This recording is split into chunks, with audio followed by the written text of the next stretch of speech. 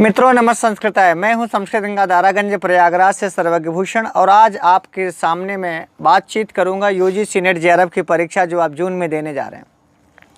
आप फॉर्म भर चुके होंगे और इस समय आप तैयारी कर रहे होंगे। इसके पहले मैं आपको ये बता दूं कि पहले यूजीसी नेट जेआरएफ की जो परीक्षा होती थी उसमें 3 पेपर हुआ करते थे।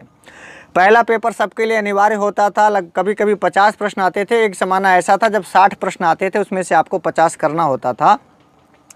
वो कॉमन होता था, उसमें चाहे हिंदी विषय का विद्यार्थी हो, चाहे संस्कृत का, इतिहास का, भूगोल का, विज्ञान का, सबको वो पेपर अनिवार्य था। आज भी है, पहले भी था। मैं उसकी चर्चा आपसे नहीं करूँगा इधर बीच अपने वीडियोज़ में, चूँकि मैं उस पेपर के बारे में बहुत जानता भी नहीं हूँ। मैं अब संस्कृत का विद्यार्थी होने के नाते जो वीडियोज़ में मैं आपसे बातचीत करूँगा केवल संस्कृत के बारे में बातचीत करूँगा। तो मैं आपसे ये चर्चा कर रहा था कि पहले यूजीसी नेट जेआरएफ की जो परीक्षा होती थी, कुछ लोग नेट होते थे, कुछ लोग जेआरएफ होते थे, तो 3 पेपर उनको देने होते थे। एक फर्स्ट पेपर था, एक सेकंड था और एक थर्ड था। इधर बीच जो अभी पिछली परीक्षा हुई है करंट में, उसमें जो सेकंड और थर्ड पेपर होता था वो सब्जेक्ट से जुड़ा होता था। जैसे कोई संस्कृत का विद्यार्थी है तो 50 प्रश्न उसको अपने संस्कृत से ही पूछे जाएंगे और वो संस्कृत का प्रश्न होता था सेकंड पेपर, 50 प्रश्न उससे होते थे और 100 प्रश्न संस्कृत संबद्ध ही होता था, जो तृतीय प्रश्न पत्र के नाम पर होता था। इधर बीच पिछले पेपर में क्या हुआ, एक तो ऑनलाइन सिस्टम हो गया और पहले यूजीसी इस परीक्षा को खुद कराती थी, कुछ दिन इसको सीबीएसई ने कराया और अब एनटीए यानी नेशनल टेस्टिंग एजेंसी को ये दे दिया गया है। तो ये ऑनलाइन परीक्षा आपको देने को मिलेगा। इससे क्या हुआ कि हमारा रिजल्ट आना बहुत आसान हो गया और बहुत सारी गड़बड़ियों के जो चांस होते थे वो समाप्त हो गए। खैर, मैं परीक्षा की प्रणाली पर बात करने के लिए नहीं आया हूँ। मैं आपको ये बताने आया हूँ कि जो आपको सेकंड और थर्ड पेपर सब्जेक्ट से जुड़े हुए देने होते थे और आपको एक बड़ा विशाल पाठ्यक्रम पढ़ना होता था, तो मैं ये तो नहीं कह रहा हूँ कि पाठ्यक्रम बहुत छोटा हो गया है, लेकिन पहले की अपेक्षा आसान हो गया है। बहुत बार मैं ये सुनता हूँ अपने विद्यार्थियों से, खासकर जो लोग नेट जेआरएफ की परीक्षा दे रहे हैं, वो बड़ा भयावह सा चेहरा बना करके कहते हैं कि हाय राम, अब तो नेट जेआरएफ बहुत कठिन हो गया, पाठ्यक्रम बढ़ा दिया गया, ये नहीं था ये जोड़ दिया गया, इससे इतना बड़ा कर दिया गया। मैं इन सब बातों को संक्षेप में आपसे कहूँ तो ये कह दूँ कि पेपर पहले से आसान भी हुआ है और पाठ्यक्रम भी पहले से आसान हुआ है। आप सुन रहे हैं तो फिर से इस बात को मैं दोहरा दूं कि पाठ्यक्रम पहले से आसान हुआ है। मैं इसको, पाठ्यक्रम हमारे सामने है, मैं इसकी चर्चा आपसे करूंगा, लेकिन पहले आज इस भूमिकात्मक कक्षा में जो आज यूजीसी नेट जेआरएफ की ऑनलाइन कक्षाएं आपको यूट्यूब के माध्यम से इधर बीच पूरे अप्रैल में जो 10-15 दिन बचे हैं और जो मई बचा है, इनमें मैं कोशिश करूंगा कि जो महत्वपूर्ण टॉपिक है, जैसे सांख्यकारिका है, तर्क भाषा है, तर्क संग्रह है, कुछ वेद का हिस्सा है, कुछ साहित्य का हिस्सा है, कुछ व्याकरण का हिस्सा है, कुछ भाषा विज्ञान है, जहाँ से बहुत अनिवार्य रूप से प्रश्न पूछे ही जाते हैं। मैं ये तो नहीं कहता कि मैं पूरा यूजीसी का पाठ्यक्रम आपको पढ़ा करके नेट जेआरएफ करवा दूंगा, इस झूठे वादे के साथ नहीं, बल्कि इस सच्चाई के साथ कि मैं कोशिश करूँगा कि हमारी ओर से यदि आप भी साथ देने का वादा करेंगे और आप भी हमारे साथ मेहनत करने को तैयार होंगे तो बहुत सारी चीज़ें आपकी क्लियर होंगी। जहाँ जहाँ कठिनाइयाँ हो रही हैं उन सारी कठिनाइयों पर हम आपसे बातचीत करेंगे और पूरा पाठ्यक्रम पूरा करा देंगे, ऐसा बिल्कुल नहीं कह रहे हैं। पूरा पाठ्यक्रम बहुत लंबा चौड़ा पाठ्यक्रम है और इनको इस कम समय में पूरा कर देंगे, ये झूठ होगा। पर आप सच्चाई इस बात की है कि मैं आपको 2 बातें दोहरा दूं। एक तो पाठ्यक्रम पहले से कम हुआ है और अच्छा हुआ है, व्यवस्थित पाठ्यक्रम आपके सामने आया है। तो पहले आप देखें कि यदि आप कई बार से यूजीसी की परीक्षा दे रहे हैं तो मैं उन परीक्षार्थियों से पूछ रहा हूं, अपने मित्रों से पूछ रहा हूं कि आप पहले सेकंड पेपर के लिए पढ़ते थे, वैदिक वाङ्मय भी पढ़ते थे, भारतीय दर्शन भी पढ़ते थे, भाषा विज्ञान भी पढ़ते थे और व्याकरण भी पढ़ते थे, साहित्य भी पढ़ते थे। इसके बाद थर्ड पेपर जब आप देते थे तो उसमें 2 हिस्से थे, एक अनिवार्य हिस्सा था, एक ऐच्छिक हिस्सा था। अब हुआ क्या कि सेकंड पेपर को और थर्ड पेपर के अनिवार्य हिस्से को भी और ऐच्छिक हिस्से को भी मिलाकर के एक पाठ्यक्रम बना दिया गया जो बहुत ही सुव्यवस्थित है। कोई भी पढ़ा लिखा आदमी जो संस्कृत का विद्यार्थी है वो दोनों पाठ्यक्रमों की तुलना करेगा तो निश्चित रूप से पाठ्यक्रम उसको ज़्यादा सुव्यवस्थित दिखाई पड़ेगा। तो पहली बात मैं आपको बार बार ये कह दूं कि पाठ्यक्रम का भय निकाल दीजिए और ये जो अपने मन में आपने एक भय बैठा लिया है किसी दूसरे के कहने से, या किसी ने बड़ा हवा बना दिया है कि यूजीसी नेट जेआरएफ बहुत भयावह चीज़ है, बहुत बड़ी चीज़ है, आप नहीं कर सकते हो, बहुत कठिन पूछता है। हाँ, ये सही है कि संस्कृत में पूछता है, ये भी सही है कि बहुत आसान नहीं है, पर यह झूठ है कि इतना कठिन नहीं हो गया है कि आप उसको कर ना पाएँ।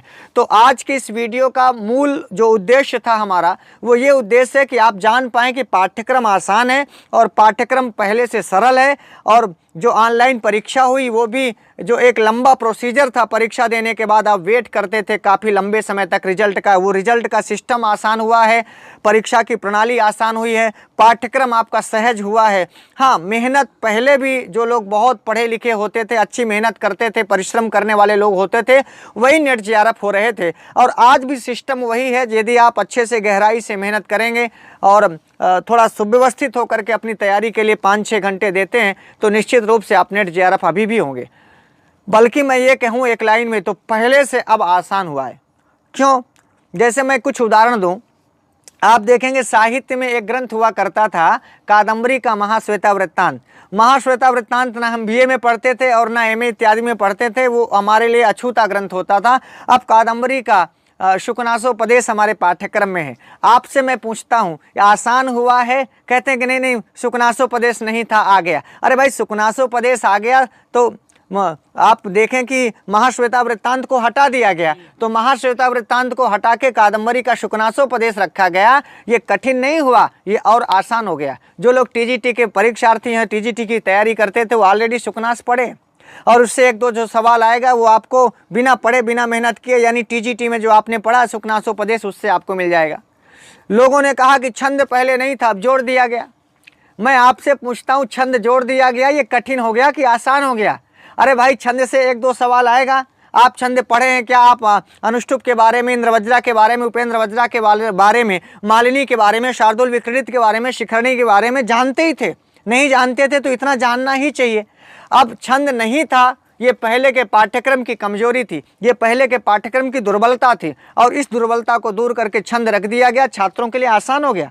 और मैं आपसे कहूं कि यदि कुछ बढ़ाया गया है तो वो बहुत कठिन नहीं किया गया, बल्कि आसान ही हुआ है। तो मोटी मोटी बात जान लें, पहले इकाई 1 और 2, ये जो नया पाठ्यक्रम मेरे हाथ में है, इसका जो इकाई 1 और इकाई 2 है, ये दोनों वेद से संबंधित है।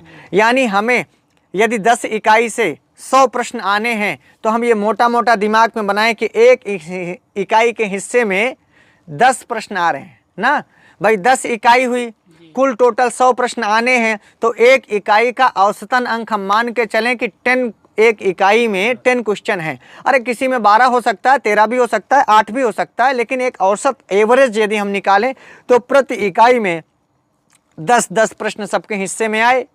इस हिसाब से पूरा संस्कृत वाङ्मय आप 4 भागों में मोटा मोटा बांट सकते हैं। भाषा विज्ञान को ले लेंगे तो 5 भागों में बांट सकते हैं। एक भाग होगा इसका साहित्य का, एक भाग होगा व्याकरण का, एक भाग होगा दर्शन का, और एक भाग होगा वेद का, और 5वां भाग माने तो भाषा विज्ञान को कर लीजिए, नहीं तो व्याकरण और भाषा विज्ञान जनरली साथ में होता है। अब मैं आपसे कहूं, यदि आप इकाई 1 और इकाई 2 तैयार कर लेते हैं, इसका मतलब 100 प्रश्न में से 20% तैयारी आप पूरी कर लेते हैं, माने 20 प्रश्न आप तैयार कर लेते हैं। हर इकाई जब आप समाप्त करते हैं, अपनी तैयारी को मजबूत करते हैं, इसका मतलब 10% हिस्सेदारी आप स्वयं कर लेते हैं। यानी हर इकाई 10% को पूरा कर रही। टोटल आपके पास सब्जेक्ट की बात मैं कर रहा हूँ, फर्स्ट पेपर को छोड़ दिया हूँ, जिसमें तर्क और शोध अभिवृत्ति से प्रश्न आते हैं, संप्रेषण से प्रश्न आते हैं, गणित से प्रश्न आते हैं। कुछ उस इकाई की, उस पेपर की मैं चर्चा नहीं कर रहा हूँ, वो पेपर ऑलरेडी मेरा कमज़ोर है, मैं नहीं जानता हूँ, उसको नहीं पढ़ा हूँ, इसलिए मैं जो भी बात करूँगा आपसे संस्कृत की बात करूँगा। फर्स्ट पेपर आप किसी जानकार से पढ़ सकते हैं, स्वयं स्वाध्याय कर सकते हैं। जो लोग को यूजीसी नेट जेआरएफ देना है तो जितना सब्जेक्ट में मेहनत करनी है तो उतना ही आपको, कम से कम 50 प्रश्न फर्स्ट पेपर में है, उसको आप इग्नोर नहीं कर सकते, उसमें भी आपको परिश्रम करना होगा। लेकिन मैं अपनी ओर से कह दूं कि मेरी गति उसमें नहीं, इसलिए मैं आपकी उसमें ज़्यादा मदद नहीं कर पाऊंगा। अब मैं सब्जेक्ट पर कह रहा था कि यदि आप इकाई 1 और इकाई 2 पढ़ लेते हैं, इसका मतलब 20% तैयारी आपकी वैदिक वाङ्मय लिए बैठा है। इसके बाद जब तीसरी और चौथी इकाई में जाएंगे तो लिखा है कि भाई दर्शन का सामान्य परिचय और फिर दर्शन का विशिष्ट अध्ययन। तो एक सामान्य अध्ययन है तीसरी इकाई, और चौथी इकाई विशिष्ट अध्ययन है। सामान्य अध्ययन का मतलब हुआ कि जैसे सांख्य के बारे में, योग के बारे में, जैन के बारे में, चारवाक के बारे में, मीमांसा के बारे में, वेदांत के बारे में, आपको जैसे CD शर्मा इत्यादि की पुस्तकें हैं, उमेश चंद्र मिश्र की पुस्तकें हैं, या सर्वदर्शन संग्रह नामक हमारी पुस्तकें हैं, इनमें से आपको हर दर्शन में प्रमाण कितने होते हैं, इनका तत्व कितना होता है, ये ईश्वर को क्या मानते हैं, जीव को क्या मानते हैं, इस प्रकार ये सब सामान्य अध्ययन के अंतर्गत आता है। तो पहले तो हमें नास्तिक दर्शन और आस्तिक दर्शन सबका सामान्य अध्ययन करना चाहिए, और किसी भी UGC नेट JRF के परीक्षार्थी को प्रत्येक दर्शन का, नास्तिक दर्शन का भी और आस्तिक दर्शन का भी सामान्य अध्ययन करना ही चाहिए। तो तीसरी और चौथी इकाई भारतीय दर्शन को समर्पित है। यदि आप जिनका दर्शन ग्रुप रहा होगा MA में, जो दर्शन के विद्यार्थी हैं, वो भी चाहे जितना ज़्यादा अच्छा दर्शन पढ़े हों, आखिर 20% की ही तैयारी उनके हिस्से में है, 80% की तैयारी कहीं और है। तो मैं आपसे कह रहा था कि वैदिक वांग्मय से 2 इकाइयाँ जुड़ी हैं, पहली और दूसरी, और भारतीय दर्शन से 2 इकाइयाँ जुड़ी हैं, तीसरी और चौथी। फिर 5वीं और 6वीं इकाई जुड़ी है व्याकरण से और भाषा विज्ञान से। 5वीं और 6वीं इकाई आप देखिएगा, उसमें भाषा विज्ञान के प्रश्न हैं और व्याकरण का, एक व्याकरण का सामान्य अध्ययन दिया गया, फिर एक में व्याकरण का विशिष्ट अध्ययन दिया गया।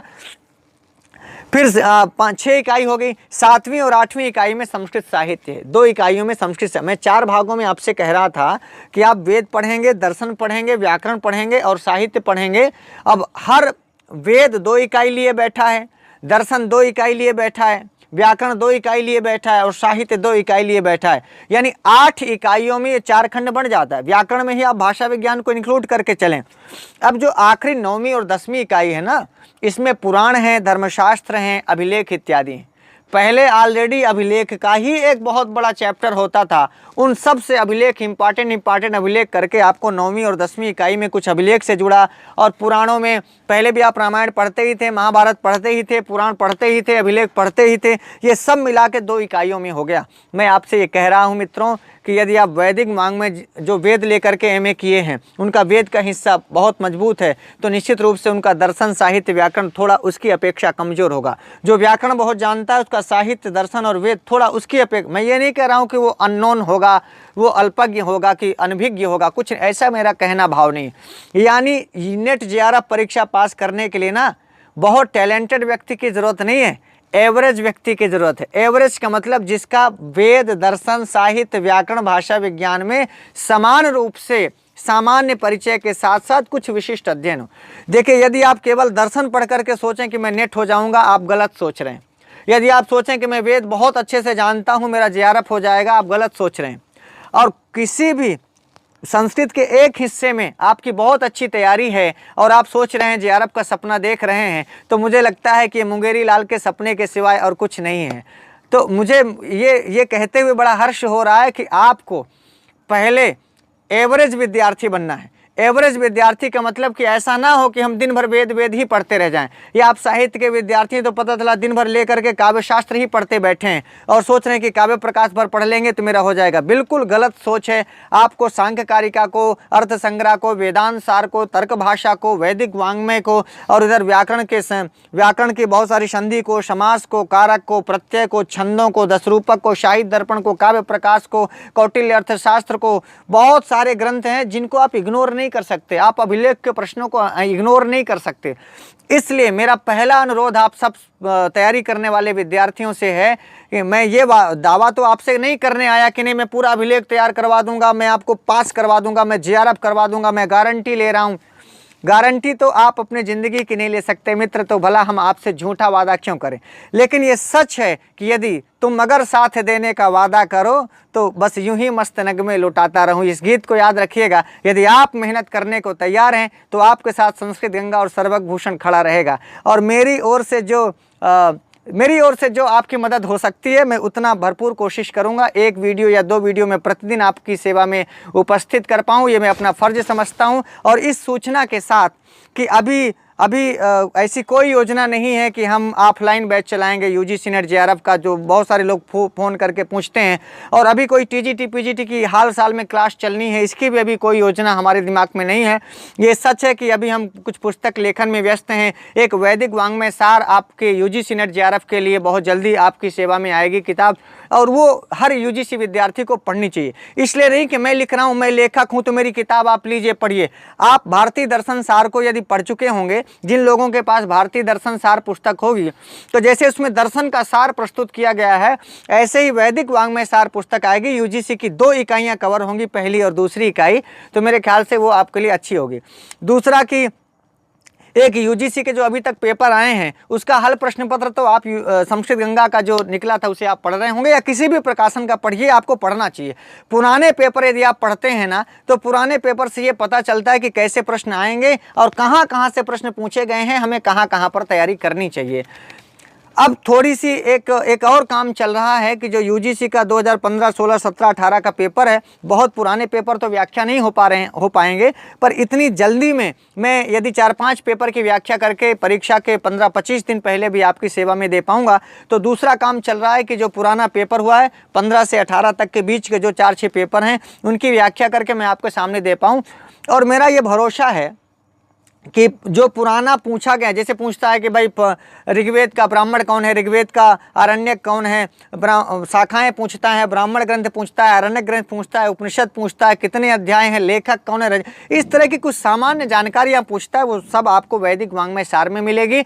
और जो प्रश्न आ रहे हैं उनमें जो 4 विकल्प हैं, चारों विकल्पों की जो सटीक व्याख्या की जाएगी, जैसे आपने टीजीटी का व्याख्यात्मक हल पढ़ा है, पीजीटी का व्याख्यात्मक हल पढ़ा है, ऐसे ही यूजीसी का व्याख्यात्मक हल भी आपके लिए परीक्षा के पहले संजीवनी बूटी का कार्य करेगा, ऐसा मुझे लगता है। इसीलिए मैं पूरा फोकस आपके वीडियो बनाने में और यूजीसी की 2 पुस्तकें, एक वैदिक वाङ्मय सार और यूजीसी का व्याख्यात्मक हल, दोनों परीक्षा के 15-25 दिन पहले भी दे पाऊँ तो बड़ी खुशी होगी। देखिए, किताब बहुत पहले क्यों नहीं आ गई, बहुत पहले नहीं आ पाती है इसलिए कि मैं किताब में तब तक आखिरी समय तक मेहनत करता रहता हूं कि मुद्रण दोष न रह जाए, व्याख्या अच्छे से अच्छी हो। तो बहुत बार लिखा हुआ मैटर बार बार करना पड़ता है, फिर भी बहुत सटीक और बेहतर मैटर आपके पास पहुंचे, इसकी पूरी संकल्प के साथ काम होता है। तो मित्रों, आज मैं वीडियो को यहीं पर समाप्त करता हूं बिना कुछ पढ़ाए, और इस विश्वास के साथ कि आपको पाठ्यक्रम का भय पहले निकाल देना है, और ये निकाल देना है कि हमारा नेट नहीं होगा कि जेआरएफ नहीं होगा। क्या होगा आपका, ये तो आप डिसाइड करोगे। आप किस प्रकार की तैयारी करते हो, जेआरएफ के लिए पढ़ रहे हैं कि नेट के लिए पढ़ रहे हैं, आपके अंदर का संकल्प कैसा है, आपको नेट चाहिए कि जेआरएफ चाहिए कि कुछ भी नहीं चाहिए, बस सर फॉर्म भर दिए हैं, देखते हैं, एक बार ट्राई मारते हैं। जो लोग एक बार ट्राई मार रहे हैं उनका तो कुछ नहीं होने वाला, ना नेट होगा ना जेआरएफ हो। ट्राई के लिए भरे, ट्राई हो जाएगा। पर यदि सचमुच आपने इन 1.5 महीनों में ऐसा संकल्प बना लिया है कि सर मुझे जेआरएफ चाहिए, तो जेआरएफ स्तर की यदि आप मेहनत शुरू करते हैं, तो मेरा विश्वास है कि हम जितना सहयोग दे पाएंगे, जितनी मदद दे पाएंगे, परमात्मा की कृपा, प्रयागराज की कृपा होगी, गंगा माँ की कृपा होगी, आपके माता पिता का आशीर्वाद होगा, साथ में आपका परिश्रम होगा, ये सब मिल करके बराबर सफलता हो जाएगी। तो मैं इस विश्वास के साथ आपके सामने आज प्रयागराज की धरती से संस्कृत गंगा में बहुत दिनों के बाद मैं यूट्यूब में आया हूँ। इधर बीच में काफ़ी दिनों से गाँव में था, हमारे घर में कुछ कार्यक्रम थे, कुछ मित्रों के यहाँ भागवत कथाएं थी, जिसमें हमें भी जाना पड़ा और भगवान की कृपा से कुछ बोलने का अवसर मिला, और इधर बीच फिर नवरात्र पड़ गई, तो काफ़ी व्यस्तता रही। लेकिन मैं आज इस वादे के साथ आपके सामने उपस्थित हूँ कि मैं कोशिश करूँगा कि रोज़ आपके यूजीसी नेट जेआरएफ के बारे में कुछ न कुछ आपको बता पाऊँ, कुछ न कुछ कह पाऊँ, और इस विश्वास के साथ कि पाठ्यक्रम बहुत सुव्यवस्थित हुआ है, बहुत अच्छा हुआ है, और छंद का जुड़ जाना हमारे पॉजिटिव पक्ष में है, शुकनाशोपदेश का जुड़ जाना हमारे पक्ष में है, या सांख्य वगैरह जो हम पढ़ते थे, वेद वगैरह, पहले देखिए हम ऐच्छिक में भी वेद पढ़ते थे, ऐच्छिक में भी दर्शन पढ़ते थे, 3rd पेपर में भी दर्शन पढ़ते थे, 2nd पेपर में भी दर्शन पढ़ते थे। कुछ ने कहा कि सर 2nd पेपर में दर्शन पढ़ते थे तो सांख्य कारिका से कुछ 2nd में भी मिल जाता था, कुछ 3rd में भी मिल जाता था, बड़ी छोटी सी पढ़ाई में बड़ा हो जाता। ये आपकी गलत सोच है भाई। पहले सांख्य कारिका से 10 क्वेश्चन आता था तो आपको 2 जगह मिलता था। अब सांख्य कारिका को मर्ज करके एक ही जगह पाठ्यक्रम में बना दिया गया, तो जो 2-3 क्वेश्चन आएंगे आपको पहले भी मिलता था, अब भी मिलेगा। आपके क्वेश्चन कहीं नहीं गए, पहले 150 प्रश्न आप हल करते थे, अब 100 हल करेंगे। जहां आपको 150 प्रश्न ये सही था कि ज़्यादा प्रश्न आएंगे तो आपको ज़्यादा संभावना बनती है, पर पिछला वाला पेपर उठा के देखिएगा ऑनलाइन का, यदि आप 50 प्रश्न कर रहे हैं तो मैं आपको ये वादा करता हूं और इस विश्वास के साथ कह रहा हूं, यदि आप पुराने पेपर में 50 प्रश्न हल कर रहे हैं तो आप तैयारी करिए, आपका नेट होगा। और यदि आप केवल 100 प्रश्न में 20-30 प्रश्न ही कर पा रहे हैं, इसका मतलब आपको अधिक मेहनत की आवश्यकता है। तो पुराना पेपर आपके सामने है, आप उसको एक बार हल कर लीजिए। यदि 50 क्वेश्चन आप कर रहे हैं तो इसका मतलब आपकी तैयारी वर्तमान की बहुत अच्छी है। बस 20 से 25 क्वेश्चन आपको और तैयार करने, इसके बाद आपका नेट हो जाएगा। और यदि 30 क्वेश्चन आप ले गए, 80% तक अपने आप को पहुँचाते हैं तो आप JRF हो जाएंगे।